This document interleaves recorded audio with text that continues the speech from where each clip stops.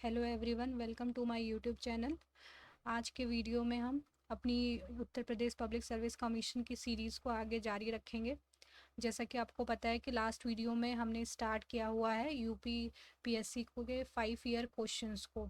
यहाँ पे हम टॉपिक वाइज रिवर्स इंजीनियरिंग के थ्रू टॉपिक्स को कवर करेंगे। रिवर्स इंजीनियरिंग से क्या मतलब है आपका? इसका मतलब ये है कि प्रीवियस ईयर क्वेश्चंस के बेस पे जो इंपॉर्टेंट टॉपिक्स हैं हम उसको कर रहे हैं। इससे क्या होगा कि इंपॉर्टेंट टॉपिक्स कम टाइम में पूरे हो जाएंगे। तो लास्ट हमने यहाँ तक कर लिया था। ये सारे क्वेश्चंस देखिए आपको खुद से सॉल्व करने हैं। ये सारी चीज़ें हमने कर ली थी, तो हम आगे बढ़ते हैं जहाँ से हमने लास्ट एंड किया था।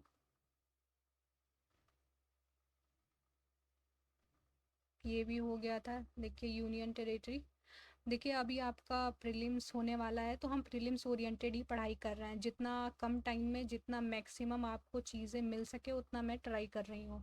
तो देखिए यहाँ से स्टार्ट करते हैं आज के वीडियो में। यहाँ पे पूछा गया है, सबसे पहले क्वेश्चंस देख लेते हैं। यहाँ पे पूछा गया है कि which one of the following pair schedule subjects is not correctly match. यानी यहाँ पे आपको बताना है शेड्यूल और उसका सब्जेक्ट क्या है। जैसे थर्ड शेड्यूल में क्या है, एट्थ में क्या है, नाइन्थ में क्या है, टेंथ में क्या है। ये सारी चीज़ें अगर आपको पता होंगी तो आप बता सकते हो। तो चलिए एक बार ब्रीफली देख लेते हैं। तो देखिए जो शेड्यूल्स होते हैं वो हमारे कॉन्स्टिट्यूशन में अभी 12 है ना, 12 है। पहले कितने हुआ करते थे? 8 हुआ करते थे।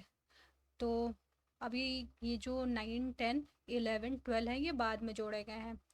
तो शेड्यूल 1 बात करता है हमारी यूनियन और टेरिटरी के बारे में। मतलब कोई भी बाउंड्री डिसाइड करना हो, क्या मतलब यूनियन में कौन कौन से स्टेट हैं, उनकी टेरिटरी क्या है, ये सारी चीज़ें कहाँ हैं? शेड्यूल 1 में है। शेड्यूल 2 में क्या है? सैलरी और अलाउंसेस, प्रिविलेजेस, ये सारी चीज़ें हैं किसके? प्रेसिडेंट के, गवर्नर के, जजेस ऑफ सुप्रीम कोर्ट और हाई कोर्ट। एससी और एचसी का मतलब है supreme court, high court. CAG यानी controller, auditor general, presiding officers.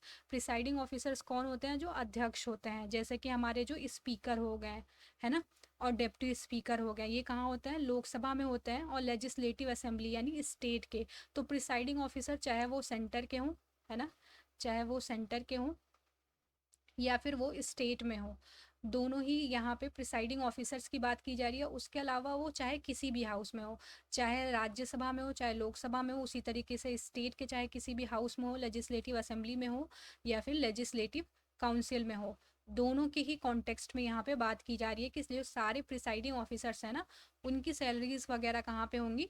यहाँ शेड्यूल 2 में। तो देखिए यहाँ पे पार्लियामेंट और लेजिस्लेचर, जो स्टेट लेजिस्लेचर है, दोनों की बात की जा रही है। थर्ड शेड्यूल बात करता है आपका ओथ का।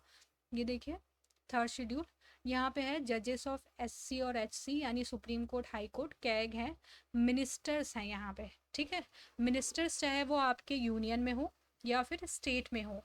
Candidate for election to parliament and state legislature. उसके साथ ही साथ देखिए जो भी यहाँ पे कैंडिडेट होगा ना पार्लियामेंट में या फिर स्टेट लेजिस्लेचर में, जिसको इलेक्शन लड़ना है, तो उससे भी ओथ लेनी होती है। और उसके बाद जब आप मेंबर्स होते हैं पार्लियामेंट के या स्टेट लेजिस्लेचर के, तो भी आप ओथ लेते हैं।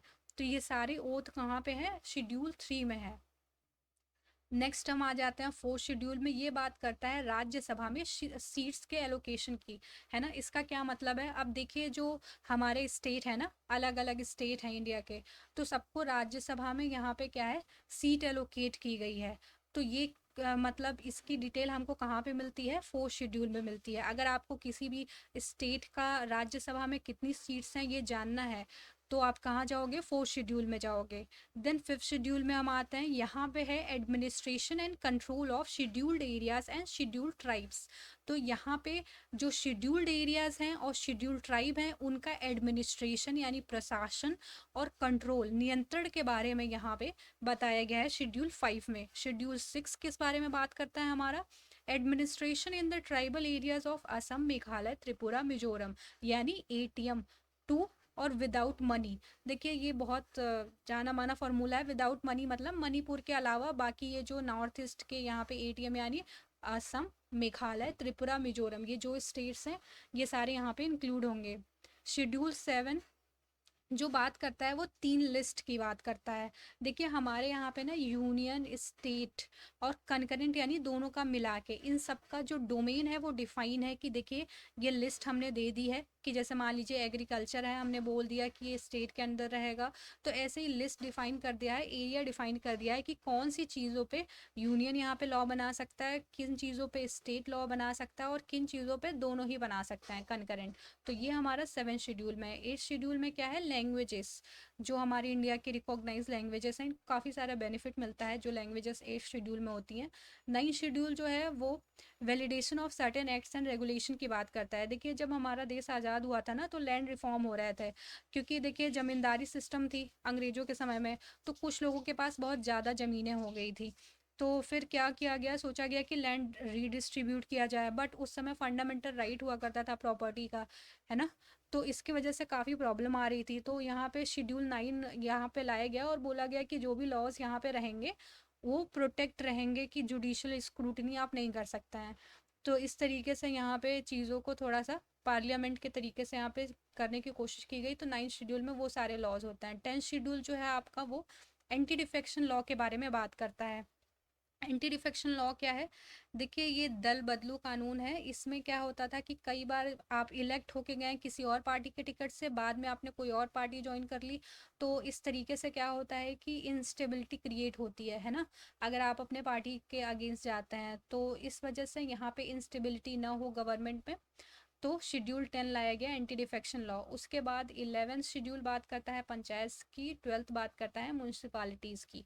तो इस तरीके से ये हमारे शेड्यूल हो गए। अब देखिए अगर इसको जानने के बाद अब क्वेश्चन करने की कोशिश आप करेंगे कि क्या थर्ड शेड्यूल में ओथ्स और अफर्मेशन है, तो बिल्कुल यहाँ पे थर्ड शेड्यूल में आपका ओथ है तो ये करेक्ट हो जाएगा। 8th शेड्यूल में क्या यहाँ पे लैंग्वेजेस हैं, तो बिल्कुल ये करेक्ट हो जाएगा। 9th शेड्यूल में यहाँ पे क्या allocation of seats in council of state है, ऑफकोर्स नहीं, ये तो आपके 4th शेड्यूल में है ना। काउंसिल ऑफ स्टेट का मतलब यहाँ पे राज्यसभा है, राज्यसभा को काउंसिल ऑफ स्टेट भी बोलते हैं। 10th शेड्यूल जो है वहाँ पे क्या है, provisions as to disqualification on the ground of defection है। तो ये सारी चीज़ें यहाँ पे आपको समझ में आ रही हैं कि कैसे चीज़ें यहाँ पे काम कर रही हैं। तो जितना आपको चाहिए उतना दे दिया है मैंने यहाँ पे। ये सारी चीज़ें आप कर लोगे तो बहुत मतलब मैक्सिमम आपका पूरा हो जाएगा। और एग्ज़ाम से पहले इंपॉर्टेंट टॉपिक्स को फोकस करना ज़रूरी है, यहाँ पे काफ़ी रिपीट भी होते हैं क्वेश्चंस।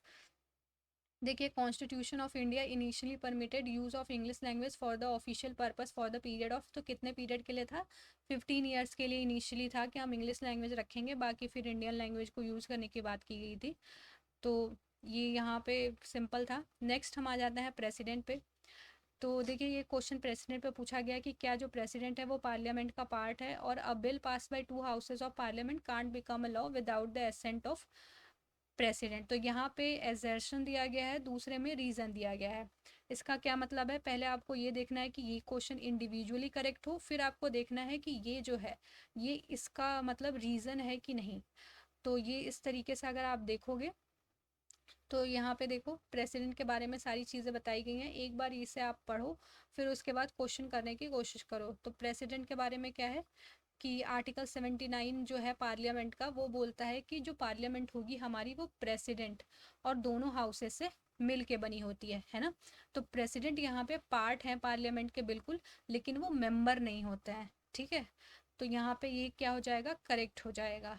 और ये भी बात सही है कि जो बिल पास होता है वो दोनों हाउसेस से वो बिना प्रेसिडेंट के एसेंट के, उनकी स्वीकृति के लॉ नहीं बन सकता है। तो यहाँ पे क्या होगा, ये भी करेक्ट हो जाएगा। अब हम देखते हैं कि क्या ये दोनों एक दूसरे को मतलब एज अ रीजन सेटिस्फाई कर रहे हैं। तो president is not part of parliament, sorry, is a part of parliament because a parliament a bill passed by 2 houses of the parliament can't become a law without the assent of the president. तो ये बिल्कुल सही है। Reason और assertion दोनों यहाँ पे क्या हो रहे हैं, करेक्ट हो रहे हैं। तो यहाँ पे आपका बी करेक्ट हो जाएगा। तो इस तरीके से आप चीज़ों को करने की कोशिश करेंगे खुद से भी। तो देखिए प्रेसिडेंट के बारे में मैंने यहाँ पे ब्रीफली दे दिया है कि जो प्रेसिडेंट होते हैं वो एग्जीक्यूटिव हेड होते हैं, सुप्रीम कमांडर होते हैं डिफेंस फोर्सेस के। उसके अलावा जो इलेक्शन होता है उसमें इलेक्टोरल कॉलेज में कौन कौन सा होता है, elected members of both houses of parliament, उसके साथ ही साथ elected members of legislative assemblies of state legislature होते हैं। यहाँ पे यूटीज जो हैं दिल्ली और पौंडीचेरी, ये भी बाद में 78th जो कॉन्स्टिट्यूशनल अमेंडमेंट था उसके थ्रू ऐड कर दिया गया। उसके साथ ही साथ प्रेसिडेंट जो हमारे हैं वो री इलेक्शन के लिए एलिजिबल हैं। एलिजिबिलिटी यहाँ पे बताई गई है क्या क्या, मतलब योग्यता होनी चाहिए, तो सिटीज़न होने चाहिए, 35 साल उम्र होनी चाहिए, qualified to be elected as member of the house of the people. उसके साथ ही साथ यहाँ पे लोकसभा का मेंबर बनने के लिए वो क्वालिफाई होने चाहिए, और साथ ही साथ ऑफिस ऑफ प्रॉफिट नहीं होना चाहिए।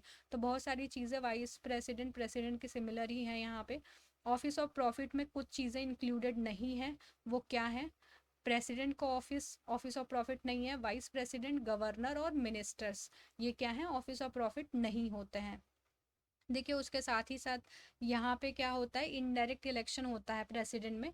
तो वैल्यू ऑफ वोट्स कैसे डिसाइड करते हैं हम, कि एक जो एमएलए होगा, है ना, एमएलए कौन होता है, जो मेंबर ऑफ लेजिस्लेटिव असेंबली होगा आपका स्टेट में। अब इसकी वोट की वैल्यू डिसाइड करनी है, तो आप कैसे करोगे, तो जितने भी इलेक्टेड मेंबर होंगे वो यहाँ पे होंगे, ठीक है, और इलेक्टेड मेंबर, और उसके साथ ही साथ यहाँ पे क्या करोगे, पॉपुलेशन से उसे डिवाइड करोगे, और उसके बाद यहाँ पे 1000 का मल्टीप्लिकेशन। तो इस तरीके से जो आपको यहाँ पे क्या होगा, जो भी यहाँ पे आपको मिलेगा वो क्या हो जाएगी, वैल्यू ऑफ वोट्स हो जाएगी एमएलए की। उसी तरीके से एमपी के जो वोट की वैल्यू निकालनी होगी, तो सारे इलेक्टेड मेंबर्स यहाँ पे आप लोगे एमपीज को, और जितना ये आपने वोट की वैल्यू निकाली है ना एमएलए की, इनको सारे को आप क्या करोगे, एमपीज के इलेक्टेड वोट से डिवाइड कर दोगे। तो इस तरीके से आपको एमपी के वोट की वैल्यू भी मिल जाएगी। नेक्स्ट देखिए यहाँ पे प्रोपोर्शनल रिप्रेजेंटेशन और सिंगल ट्रांसफरेबल वोट के थ्रू यहाँ पे क्या होता है, प्रेसिडेंट का इलेक्शन होता है।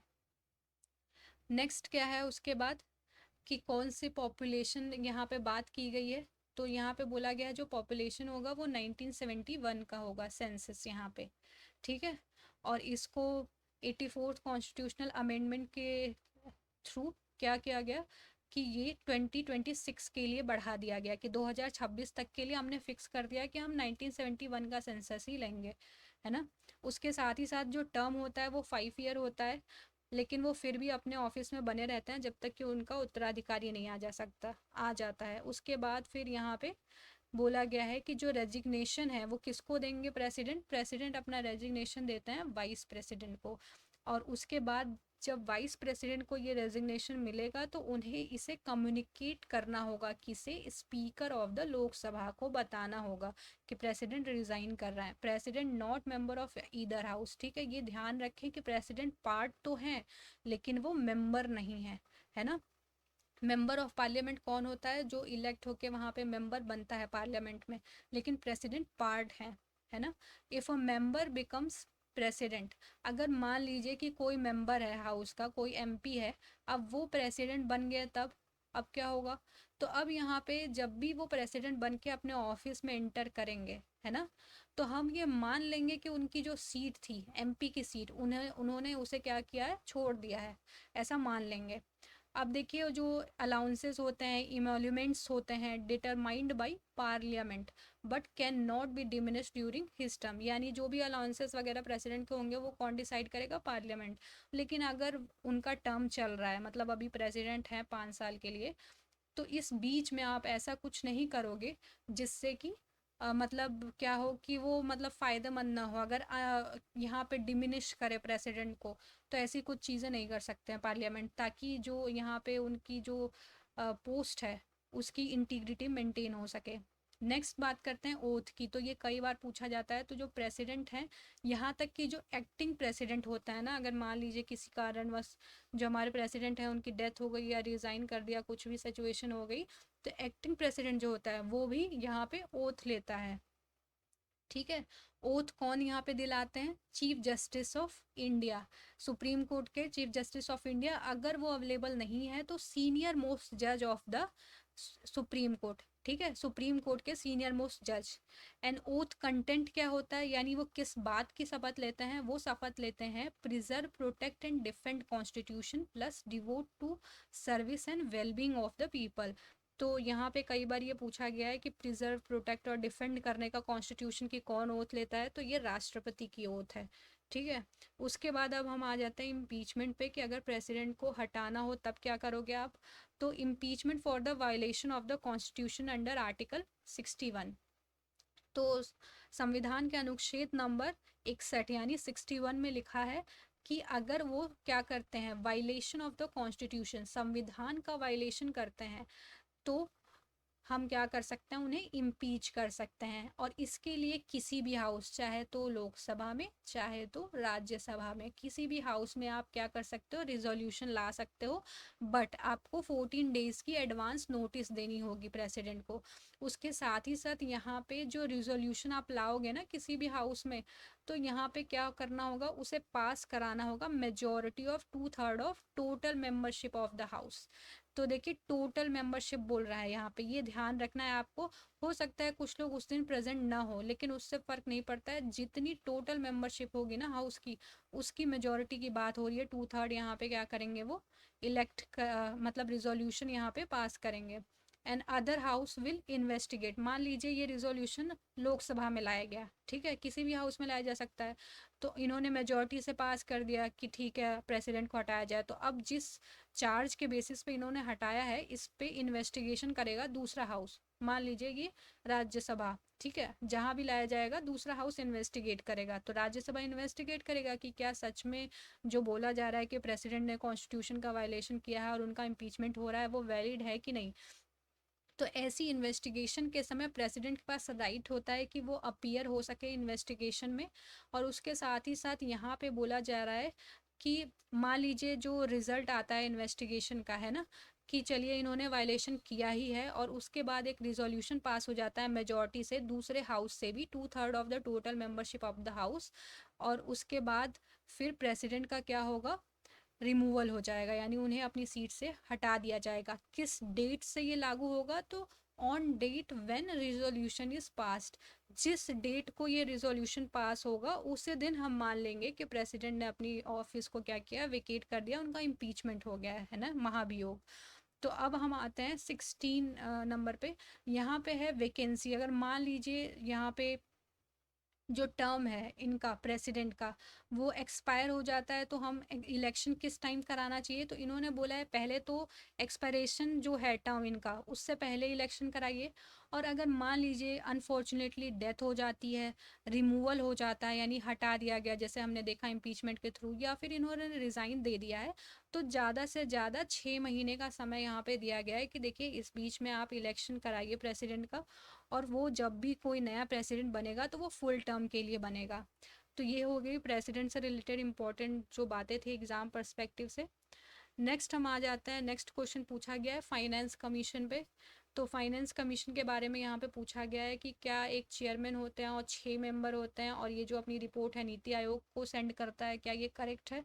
तो चलिए पहले पढ़ते हैं, फिर आप ये क्वेश्चन खुद से करने की कोशिश करेंगे।